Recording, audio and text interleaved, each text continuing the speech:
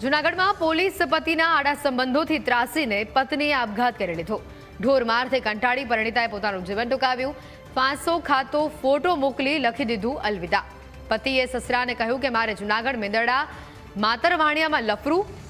મૃતકના પિતાએ કહ્યું કે જમાઈ મારી દીકરી સાથે કેદીઓને માર મારતો હોય તેવું વર્તન કરતો। આશીષે ભાવિશાને સતત 28 દિવસ સુધી માર માર્યો। મૃતક ભાવિશાના પિતાએ જમાઈ સામે ફરિયાદ દાખલ કરાવી છે। મેંદરડા પોલીસ સ્ટેશનમાં કોન્સ્ટેબલ તરીકે ફરજ બજાવતા આશીષ દયાતર સામે ફરિયાદ દાખલ કરવામાં આવી છે। હાલ સમગ્ર મામલે તપાસ પણ ચાલુ છે। અને આ અંગે વધુ માહિતી મેળવીશું। સંવાદદાતા સાગર જોડાયા છે ફોન લાઈન ઉપર। સાગર, જે રીતે જે યુવતી જેનું મોત થયું છે તેના પિતા દ્વારા ફરિયાદ દાખલ કરવામાં આવી છે, પોલીસ કેવા પ્રકારની કાર્યવાહી કરી રહી છે?